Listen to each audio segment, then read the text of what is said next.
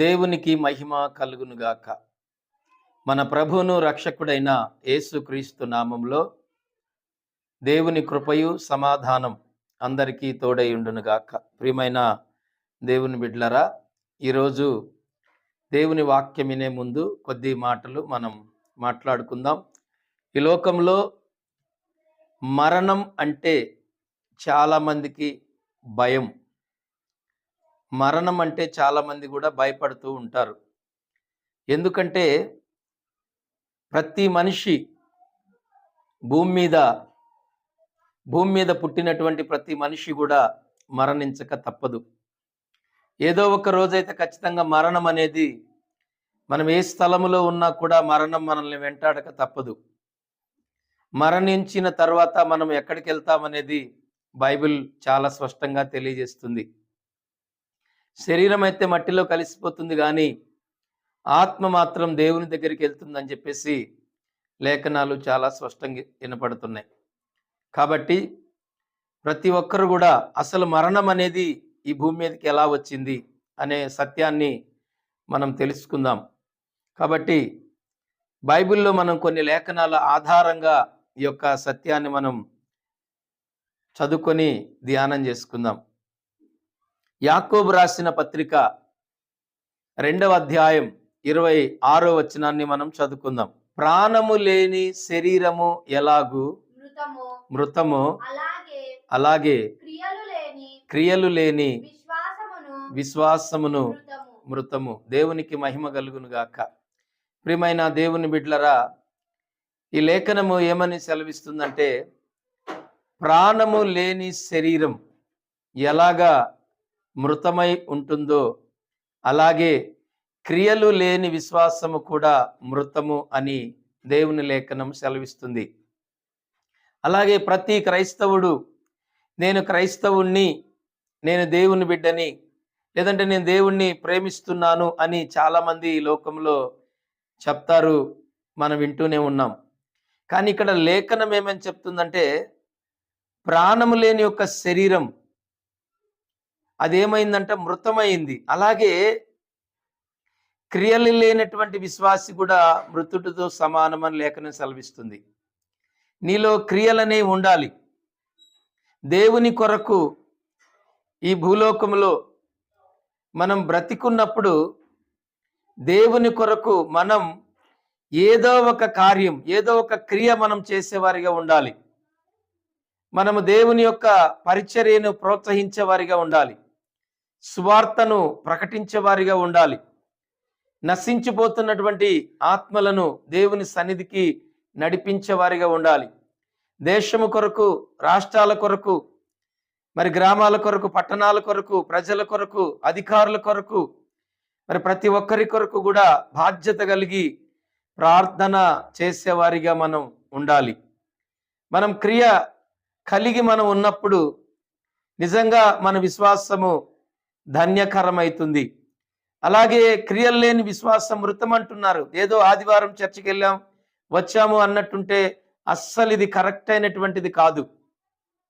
ప్రతి క్రైస్తవుడు, యేసుక్రీస్తు రక్తములో కడగబడిన ప్రతి క్రైస్తవుడు కూడా చేయవలసిన పని ఏంటంటే, ఈ లోకములో నశించిన దానిని వెదకి రక్షించడానికి యేసుక్రీస్తు ప్రభు ఈ లోకానికి వచ్చాడు అని లేఖనం సెలవిస్తున్నట్లే, యేసు రక్తములో కడగబడిన ప్రతి క్రైస్తవుడు, ప్రతి బిడ్డ కూడా నశించినటువంటి ప్రతి ఒక్కరికి కూడా మరి మనం సువార్తను ప్రకటించే వారిగా ఉండాలి. ఎందుకంటే ఏదో ఒక రోజు మరణం అనేది ఖచ్చితంగా మన దగ్గరకు వస్తుంది. ఆ రోజు ఖచ్చితంగా నిత్య జీవం అనేది మనం చేరుకోవాలి అంటే యేసుక్రీస్తు ప్రభుని సొంత రక్షకుడుగా మనము అంగీకరించి ఉండాలి. యేసు ప్రభుని మనం సొంత రక్షకుడుగా మనం అంగీకరిస్తే ఈ లోకములో మనం చనిపోయినా కూడా ఒక క్రైస్తవుడుగా, ఒక దేవుని బిడ్డగా మనం నిశ్చయముగా మనం దేవుని రాజ్యములో ఉండడానికి మనము అర్హులుగా మార్చబడతాం.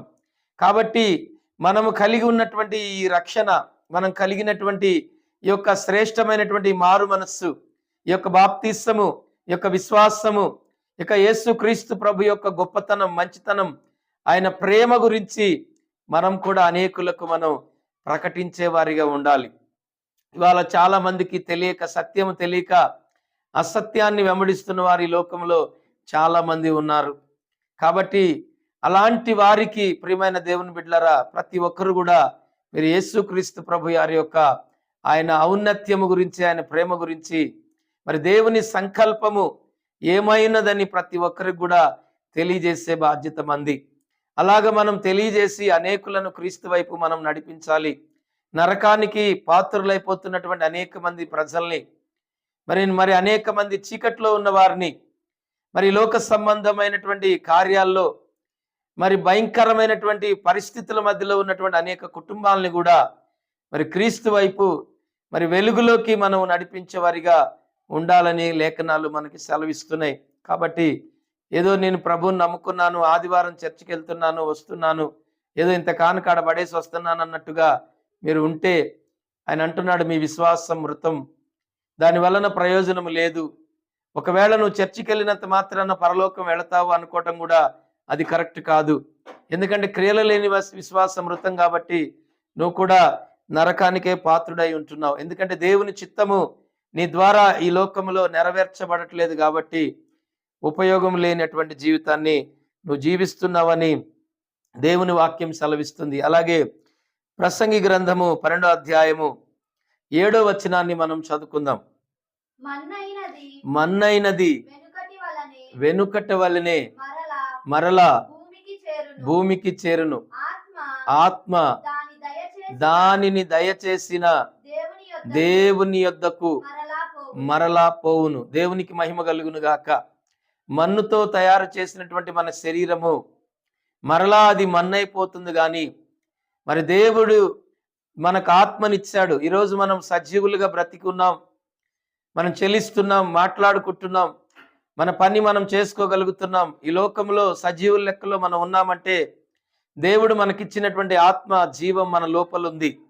కాబట్టి ఈ శరీరము ఏదో ఒక రోజు మట్టిలో కలిసిపోవలసిందే, కానీ ఆత్మ మాత్రం దేవుడు దగ్గరికి వెళ్ళాలని చెప్పి లేఖనం సెలవిస్తుంది.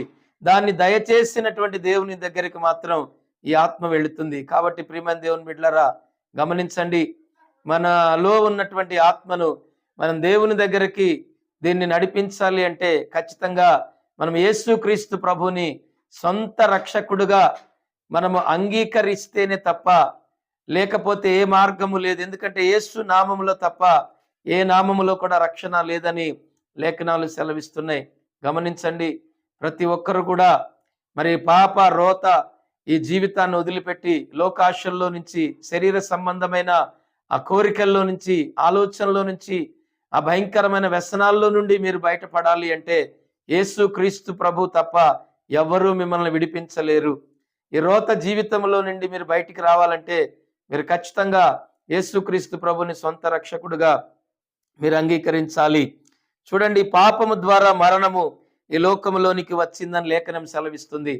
అసలు మరణం అనేది ఈ లోకంలోనికి రావడానికి గల కారణం ఏంటంటే పాపము ద్వారా. పాపం అనేది ఎక్కడంటే ఆజ్ఞ అతిక్రమించారు. ఆ ఆజ్ఞ అతిక్రమించడం వలన పాపము ఈ లోకంలోనికి వచ్చింది.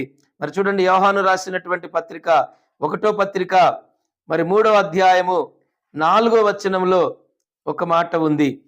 పాపము చేయు ప్రతి వాడును ఆజ్ఞను అతిక్రమించును, ఆజ్ఞ అతిక్రమమే పాపము. దేవునికి మహిమ కలుగును గాక. ప్రియమైన దేవుని బిడ్డలారా, గమనించారా? ఆజ్ఞ అతిక్రమమే పాపం అని దేవుని లేఖనం సెలవిస్తుంది.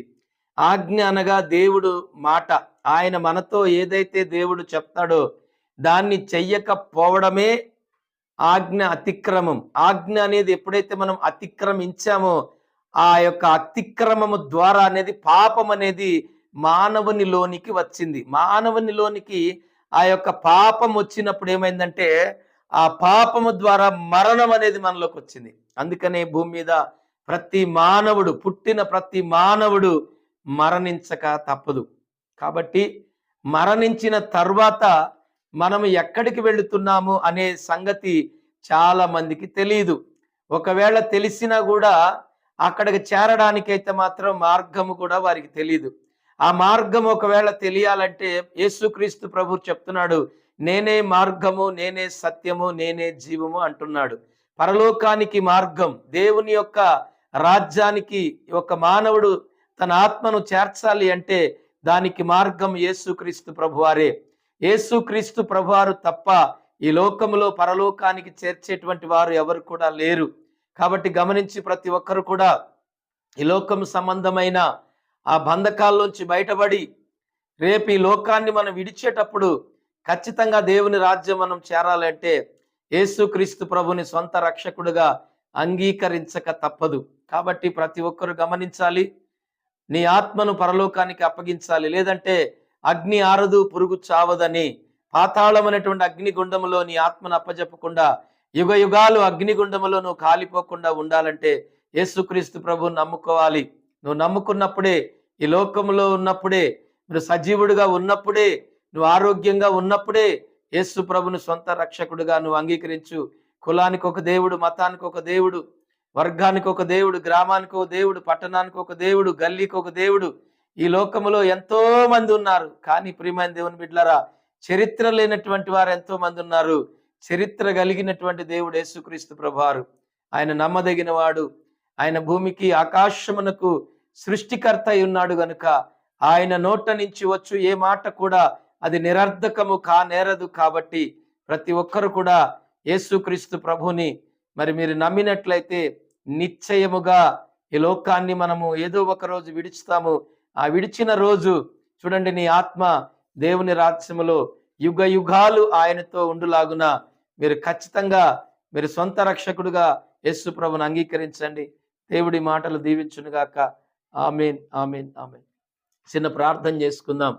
కృపాసత్య సంపూర్ణుడు అయిన నా ప్రభువా యేసయ్యా, నీ పాదాలకు వందనాలు ప్రభా. ఇదిగో తండ్రి, మరి వాక్యం వింటున్న ప్రతి బిడ్డను మీరు జ్ఞాపకం చేసుకోండి అయ్యా. ఇదిగోనైనా క్రియలేని విశ్వాసము మృతము అన్నావు తండ్రి. వాళ్ళు ఎంతో మంది క్రైస్తవులము అని చెప్పుకునే వారు చాలా మంది ఉన్నారు. బరువు బాధ్యత లేకుండా తిరుగుతూ ఉన్నారు ప్రభువా. వారి ఇష్టానుసారంగా వారు ప్రవర్తిస్తూ ఉన్నారు అయ్యా. దేవుడు అప్పగించిన పని నమ్మకంగా చేయలేనటువంటి భయంకరమైన ఒళ్ళు బద్ధకస్తులైనటువంటి క్రైస్తవులు ఉన్నటువంటి లోకంలో తండ్రి అయ్యా, ఈ సువార్తను విస్తరింపజేయడానికి అయ్యా నీతిమంతులను, పరిశుద్ధులను, మంచి క్రైస్తవులను మీరు లేవనెత్తండి ప్రభా. నీకు వందనాలు అయ్యా. ఈ లోకంలోని సువార్త విస్తరించబడినట్లు అయ్యా, నువ్వు కార్చిన రక్తము వ్యర్థము కాకుండా అయ్యా, బంధకాల్లోని అనేక మంది బిడ్డలు విడుదల పొందినట్లు, రోగులకు స్వస్థత కలుగునట్లు, అపవాది చేతిలో ఉన్నటువంటి అనేకులకు విడుదల కలుగునట్లు, అనేక మంది అయ్యా నీ బిడ్డలను మీరు లేవనెత్తండి. నీ ఆత్మతో నింపి వాడుకోండి అయ్యా. పడిపోయిన ప్రాకారాలు మరలా తిరిగి మీరు కట్టండి అయ్యా. మరలా ఉజ్జీవాన్ని తీసుకొని రండి అయ్యా. ఈ గృహములో, ఈ పట్టణాల్లో, ఈ ప్రాంతాల్లో నిస్వార్థ బలంగా విస్తరించబడినట్లుగా మీరు సహాయం చేయండి. బలమైన సేవకులను, సేవకులను లేవనెత్తి వాడుకోండి. అనేక మంది మంచి విశ్వాసులను మీరు లేవనెత్తండి. గొప్ప కార్యాలు మీరు చేయమని అయ్యా, నీ స్వార్థ విస్తరింపజేసి మీ నామాన్ని గణపరచుకోమని, ఏ ఆత్మ నశించిపోకుండా ప్రతి ఆత్మకు స్వార్థ అందించబడి అనేకులు రక్షణ పొందినట్లు సాయం చేయమని యేసు నామములో అడుగుచున్నాను తండ్రి. ఆమేన్, ఆమేన్, ఆమేన్. God bless you. అందరికీ వందనాలు.